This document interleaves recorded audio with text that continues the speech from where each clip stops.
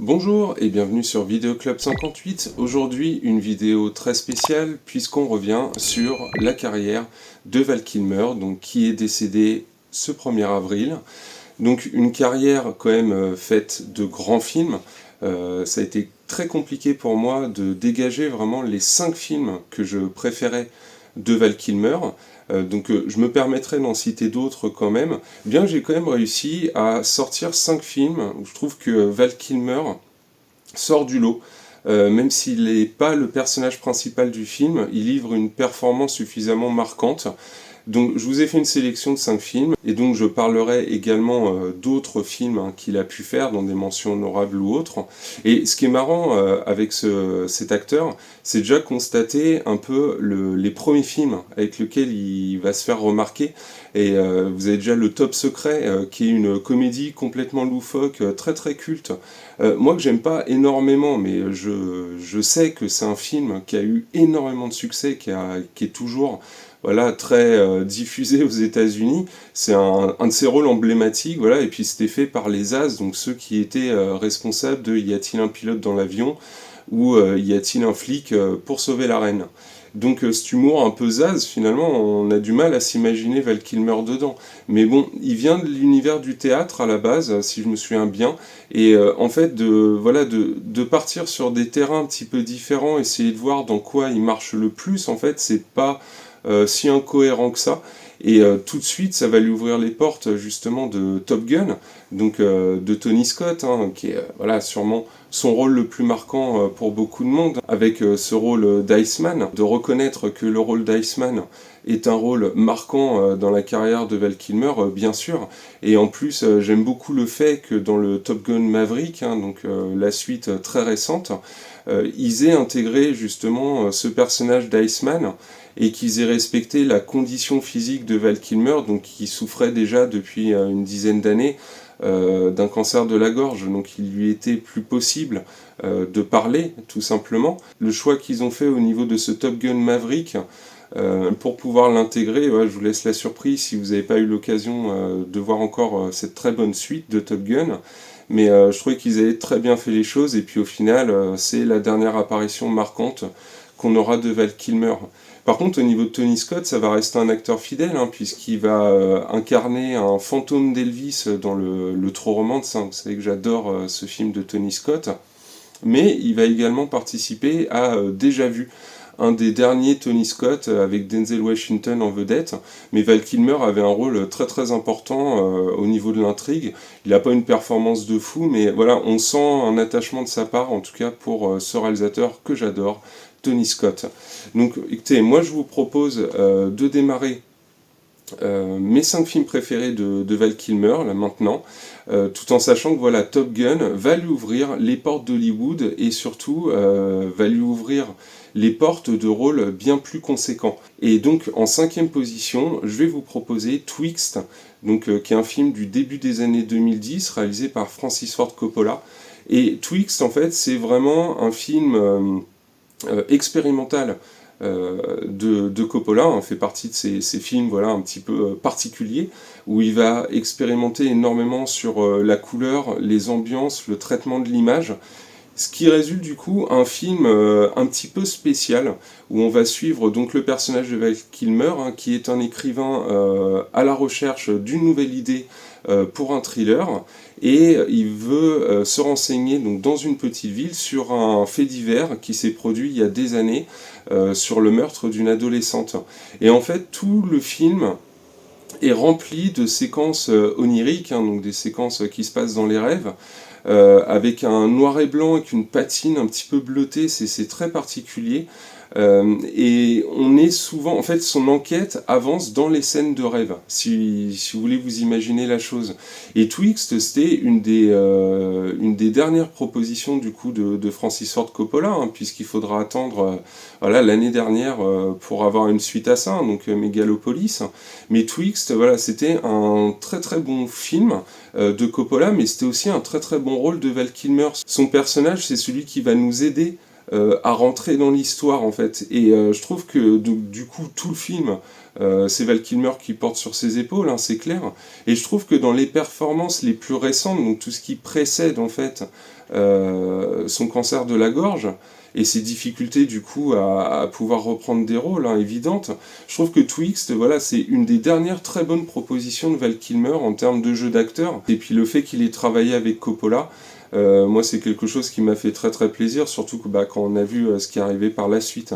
Donc voilà, je vous l'ai proposé en 5e position, c'est pas le film le plus facile à suivre de Coppola, mais en tout cas un très très bon jeu d'acteur de Val Kilmer qui méritait d'être souligné. Donc en 5e position, Twixt. En 4e position, je voulais vous proposer L'ombre et la proie de Stephen Hopkins, donc le réalisateur de Predator 2 et Blown Away, entre autres.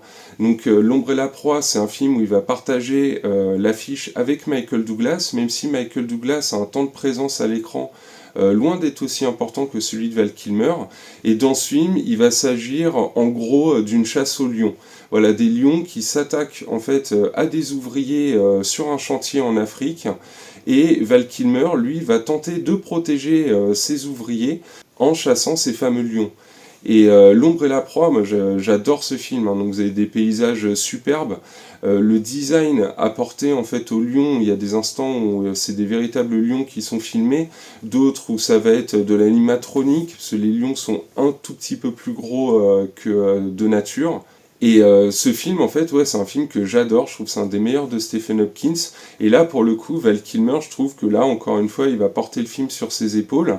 Il est père de famille, en fait, dans ce film, et il y a pas mal de scènes, en fait, où il va se demander un petit peu s'il n'agit pas pour ses ouvriers ou pour la famille de ses ouvriers, qu'est-ce qu'il adviendrait de sa famille si elle était elle aussi confrontée à ces fameux lions.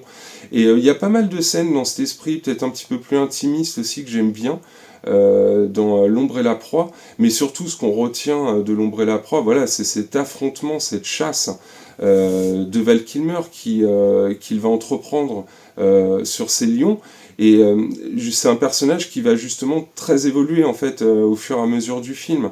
Il est plutôt, c'est quelqu'un de plutôt réservé, de très calme, et finalement, même au niveau vestimentaire, on voit que c'est quelqu'un qui est très guindé en début de film, et puis plus on avance dans le film, plus il va se défaire un petit peu des vêtements superficiels, ceux qui vont lui apporter une différence sociale par rapport aux ouvriers, pour limite adopter une tenue bien plus légère et plus proche de celle de ses ouvriers, pour être dans de bonnes conditions pour affronter les lions.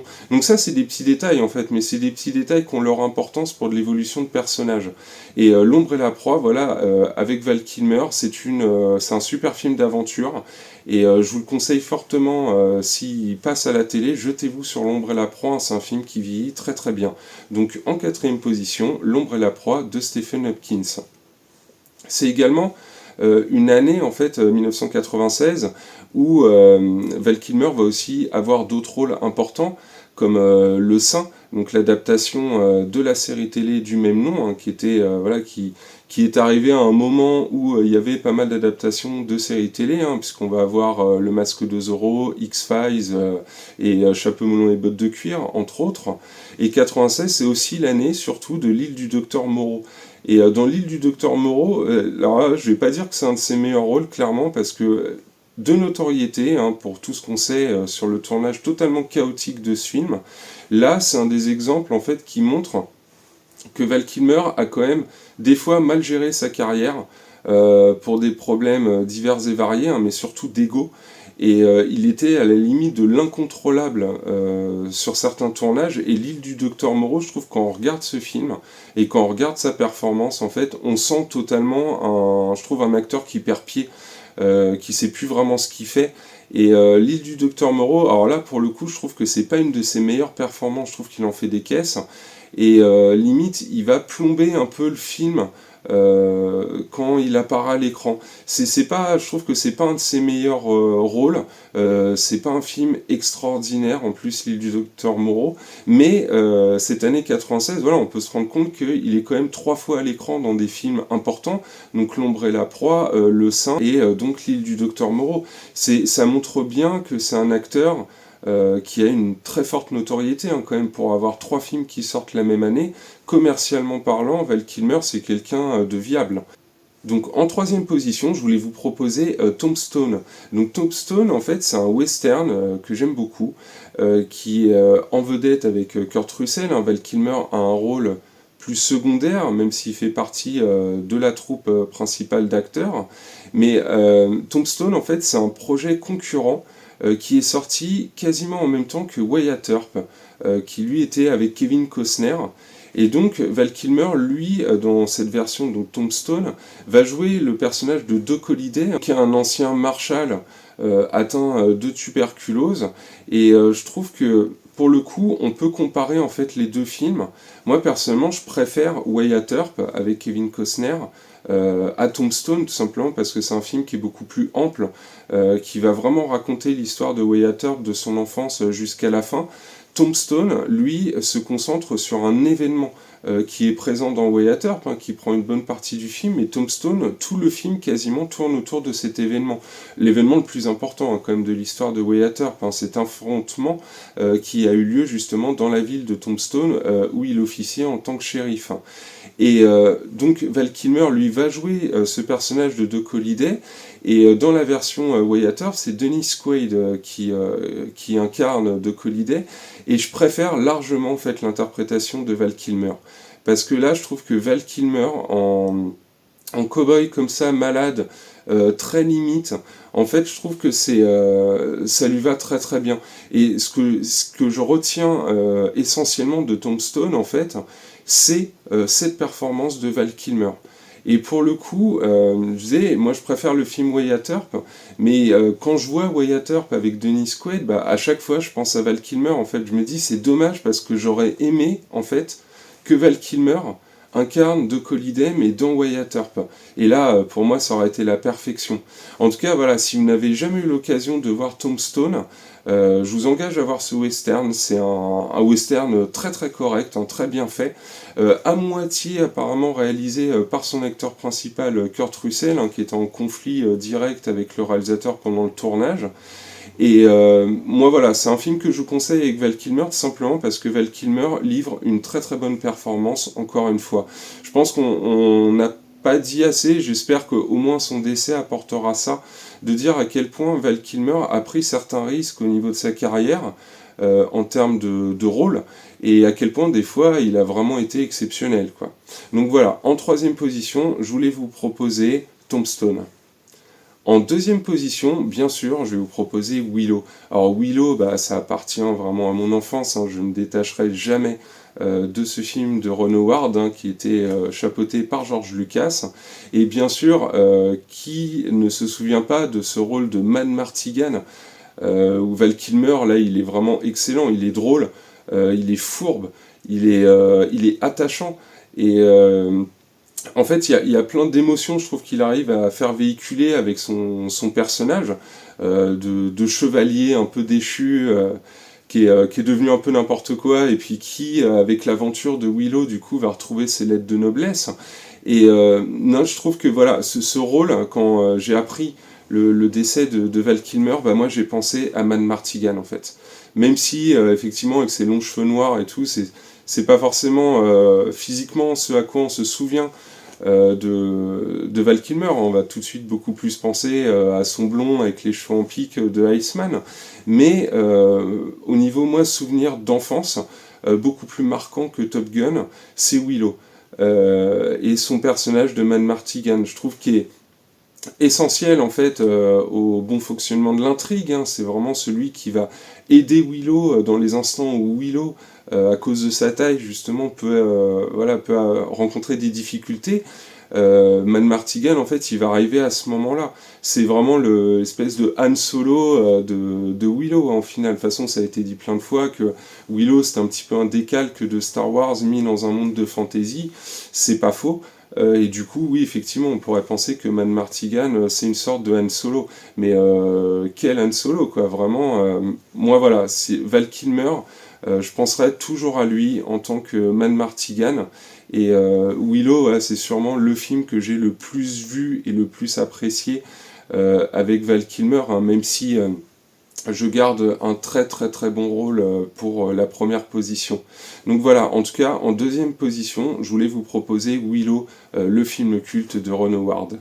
Au niveau des mentions honorables, donc ces films que j'aime bien avec lui, des films vraiment que je peux trouver même exceptionnels, hein, comme Hit, voilà, le premier que je mets dans la liste, hein, avec De Niro et Al Pacino, donc réalisé par Michael Mann.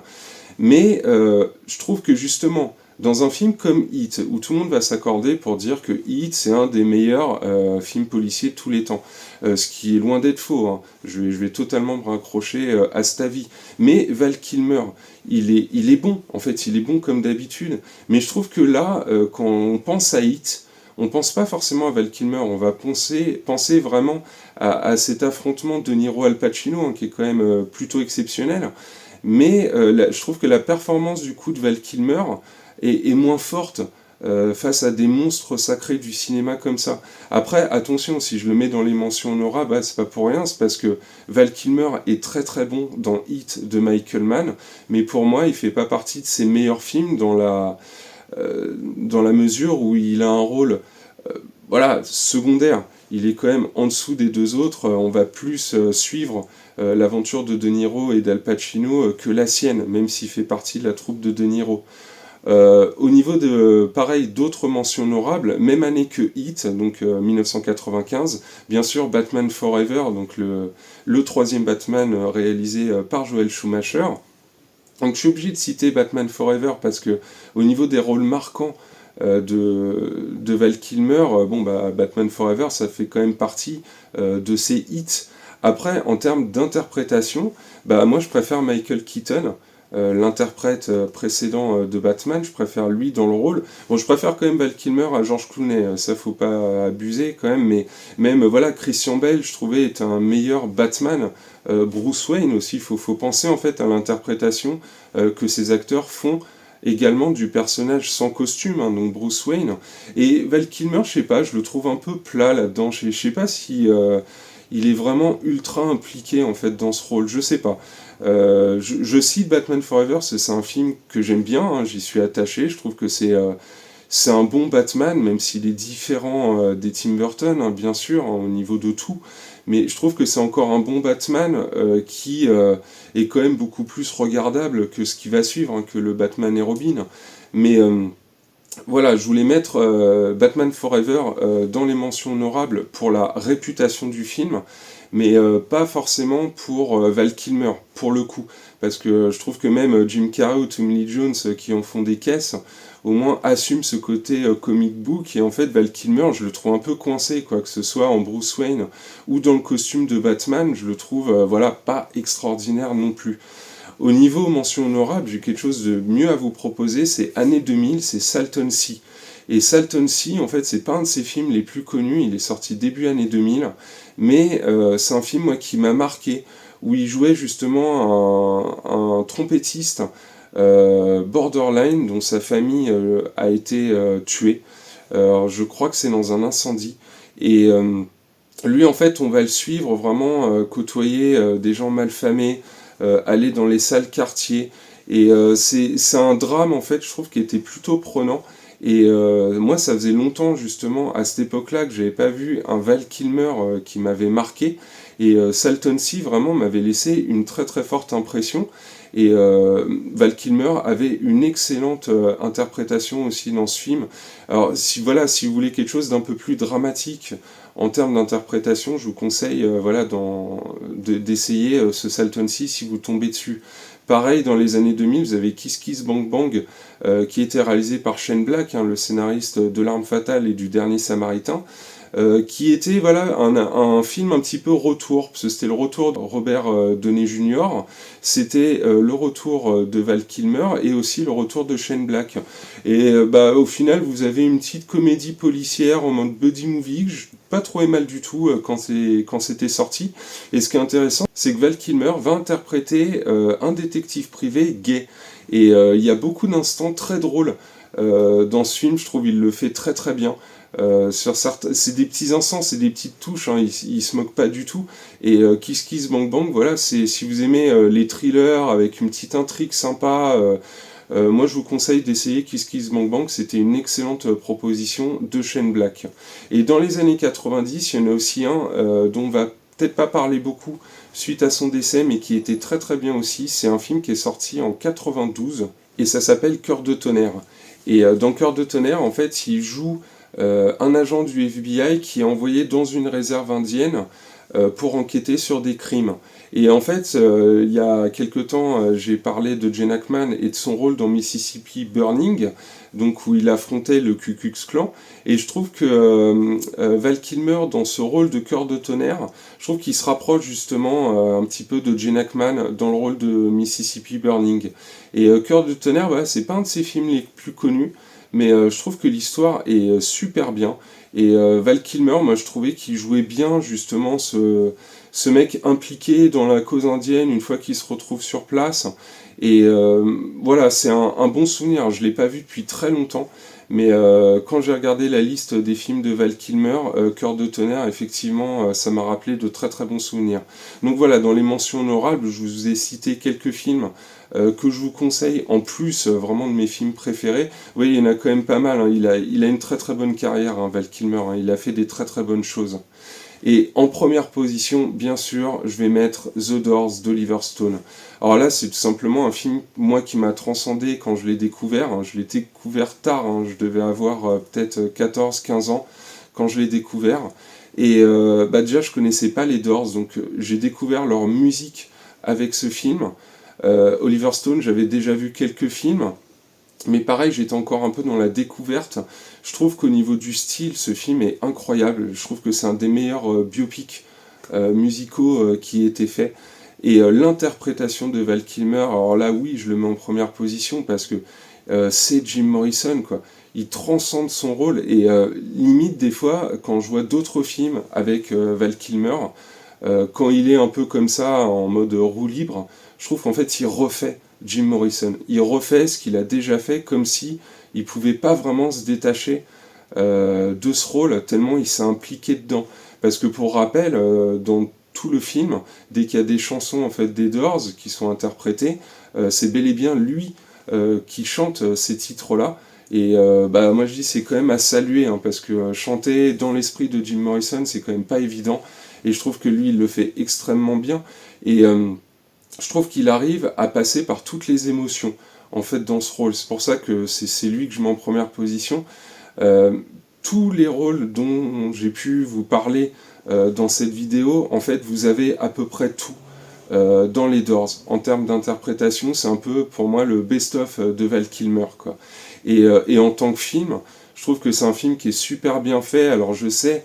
quand je me suis renseigné et que les années qu'on suivi sur la carrière d'Oliver Stone ou autre, je sais que les Doors est déjà un film renié par les membres restants du groupe au moment de sa sortie, dans le sens où pour eux, c'est un film qui raconte pas les Doors mais plus Jim Morrison, et qu'en plus il déforme la réalité, il donne une image du groupe qui est pas forcément bonne, mais pour Oliver Stone en fait, pour lui, c'est comme ça qu'il voyait les Doors. Donc les Doors d'Oliver Stone est peut-être pas un biopic fidèle à 100% avec la réalité, mais c'est un film en tout cas qui a été fait absolument avec le cœur de la part d'Oliver Stone, pour qui les Doors, voilà, c'est son groupe préféré. Et voilà, moi les Doors, c'est un film que je me lasse pas de voir et de revoir, déjà pour la musique des Doors, hein, que je trouve vraiment incroyable, hein, et puis c'est un son qui appartient qu'à eux, hein, c'est très particulier la musique des Doors, je comprends qu'il y en ait qui n'aiment pas, et par contre ceux qui aiment, vous serez d'accord avec moi pour dire qu'il n'y a pas de groupe comme les Doors en fait, et en plus ils n'ont pas une discographie si énorme que ça, ce qui fait que c'est plutôt concis, et il y a de très bonnes choses en très peu d'années, et même le film arrive à retranscrire un petit peu cet état d'urgence sur le fait que les Doors, en fait, c'est quelque chose qui ne pouvait pas durer dans le temps. Et Val Kilmer, voilà, je le redis, en tant que Jim Morrison, il est exceptionnel, quoi, que ce soit les phases où il est jeune, étudiant en cinéma, ou les débuts des Doors, où vraiment il est déchaîné, jusqu'à la fin, où il a limite le beat qui ressort avec la grosse barbe. Enfin, là, on est toute fin de carrière, hein, période Ellie Woman. Et moi, voilà, je trouve que Quand j'ai appris, pareil, le décès de Val Kilmer, j'ai énormément pensé à Willow, hein, tout de suite, mais en deuxième position, tout de suite, je pensais aux Doors. Par contre, je trouve que entre Willow et les Doors, en termes d'interprétation, le personnage de Matt Martigan de Willow est ultra attachant, mais l'interprétation des Doors, elle est exceptionnelle, et je trouve que il n'a pas fait mieux, en fait, finalement, depuis, même s'il a fait, comme j'ai pu vous le dire, des très grands rôles, des rôles marquants. Je trouve qu'au niveau excellence d'interprétation, parce que Val Kilmer était un très très bon acteur, je le rappelle, qui a eu une formation des années et des années dans le théâtre, et je trouve que là, au niveau, voilà, s'approprier un personnage historique, hein, qui a vraiment existé, je trouve que là, il a fait un travail exceptionnel, et j'espère que ce film sera aussi rediffusé dans le contexte de son décès, et que ça permettra à des jeunes générations et de découvrir la musique des Doors, et de découvrir, voilà, vraiment un talent d'acteur. Je peux vous citer aussi quand même, par curiosité pour ceux que ça intéresse, le documentaire Val, qui lui va revenir sur son parcours justement d'acteur, où il va prendre du recul aussi, hein, sur les erreurs qu'il a pu effectuer dans sa carrière, hein, que ce soit des choix de rôle, soit vraiment des erreurs de comportement, comme j'ai pu vous le signaler. Mais je trouvais que c'est un documentaire qui était très touchant, puisqu'on le suivait du coup en rémission après une opération à cause de son cancer de la gorge. On voit qu'il a des difficultés en fait à s'exprimer, et qu'il part en road trip en fait avec son fils à la rencontre de fans de Val Kilmer, soit à l'occasion d'une rétrospective ou juste parce qu'il passe dans le coin. Et voilà, je trouvais que ça montrait un côté très attachant en fait chez Val Kilmer, une personne qui a pris du recul sur sa carrière, mais aussi sur sa vie en tant que personne. Et voilà, si vous vous intéressez à Val Kilmer, je vous engage très très fortement à découvrir ce superbe documentaire, donc qui s'appelle Val, qui est sorti donc en 2021. Voilà, en tout cas, ça m'a fait très plaisir du coup de vous reparler de la carrière de Val Kilmer, et pour moi de ses rôles marquants, en espérant que ça vous donne envie soit de découvrir des films que j'ai pu vous citer, que vous n'avez pas vu, soit de vous refaire un film que vous avez déjà vu, mais peut-être de le voir sous un angle différent, maintenant qu'il est plus là. N'hésitez pas à me laisser dans les commentaires vos films préférés avec Val Kilmer, ou d'autres films que je n'ai pas forcément cités, hein, parce qu'il y en a beaucoup d'autres, parce que vous avez aussi toute une carrière que je n'ai pas citée, globalement ce qui se passe un peu pendant les années 2000-2010, où il peut travailler avec de très grands réalisateurs, comme retravailler avec Oliver Stone dans le contexte du film Alexandre, ou comme faire des DTV vraiment très passables, où il vient cachetonner et puis c'est tout, quoi. Et puis après, l'annonce de sa maladie, hein, forcément, l'activité s'est totalement stoppée, et c'est pour ça que je trouvais ça bien qu'il soit réapparu quand même dans le dernier Top Gun, même si il y a une autre apparition aussi qui aurait pu se faire, je vais quand même citer aussi, c'est dans la série Willow, qui avait été sortie par Disney+, hein, donc une série récente, où il était question que pour la saison 2, Val Kilmer reprenne son rôle de Matt Martigan, mais dans la mesure où la saison 1 a été vraiment un échec pour Disney+, hein, en termes de succès, ils n'ont pas du tout renouvelé la série, et du coup l'idée est tombée à l'eau. C'est pour ça que je trouvais ça bien qu'il soit apparu au moins dans une autre suite d'un de ses films marquants, et donc pour le coup Top Gun Maverick. Donc je vous remercie encore une fois d'avoir suivi cette vidéo, et je vous dis à très bientôt.